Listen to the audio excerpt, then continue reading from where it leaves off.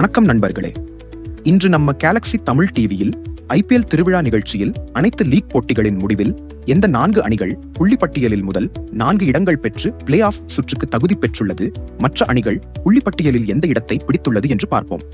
வீடியோவை இறுதி வரை பாருங்கள். உங்கள் கருத்துக்களை கமெண்ட்ல சொல்லுங்க. மே 24ஆம் தேதி வரை மொத்தம் 70 லீக் போட்டிகள் நிறைவு பெற்றுள்ளன. இதில் நடப்பு சாம்பியன் RCB அணி பங்கேற்ற 14 போட்டிகளில் 9 வெற்றி 5 தோல்வி பெற்று 18 புள்ளிகளுடன் நல்ல ரன் ரேட் அடிப்படையில் முதல் இடத்தை பிடித்துள்ளது. குஜராத் டைட்டன்ஸ், சன்ரைசர்ஸ் ஹைதராபாத் அணிகள் தலா 14 போட்டிகளில் விளையாடி 5 தோல்வி 9 வெற்றியுடன் அதே 18 புள்ளிகள் பெற்று ரன் ரேட் அடிப்படையில் 2 மற்றும் 3ஆம் இடத்தை பிடித்துள்ளது.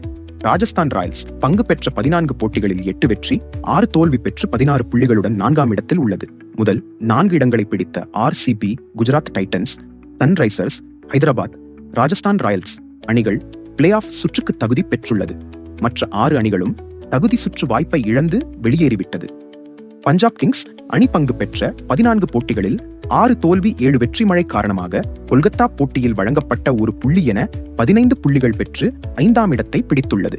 டெல்லி கேபிட்டல்ஸ் அணி பங்கு பெற்ற 14 போட்டிகளில் 7 தோல்வி 7 வெற்றியுடன் 14 புள்ளிகள் பெற்று 6ஆம் இடத்தை பிடித்துள்ளது.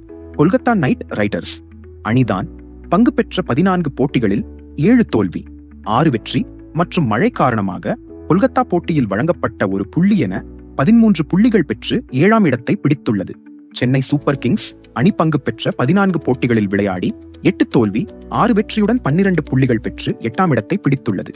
மும்பை இந்தியன்ஸ் அணி லக்னோ சூப்பர் ஜெயண்ட் அணிதான் பங்கு பெற்ற 14 போட்டிகளில் 10 தோல்வி 4 வெற்றியுடன் தலா 8 புள்ளிகள் பெற்று 9வது மற்றும் 10வது இடத்தை பிடித்துள்ளது. TSK அணி தொடர்ந்து 3வது ஆண்டாக பிளே ஆஃப் சுற்றுக்கு தகுதி பெறாமல் மோசமான சாதனையை நிகழ்த்தியுள்ளது. முதல் அரை இறுதிப் போட்டி RCB மற்றும் குஜராத் டைட்டன்ஸ் அணிகள் மே 26 செவ்வாய் அன்று மோத உள்ளன. இதில் வெல்லும் அணி நேரடியாக இறுதிப் போட்டிக்கு தகுதி பெறும். மே 27 புதன் கிழமை அன்று சன்ரைசர்ஸ் ஹைதராபாத், ராஜஸ்தான் ராயல்ஸ் 2வது அரை இறுதிப் போட்டியில் மோதும்.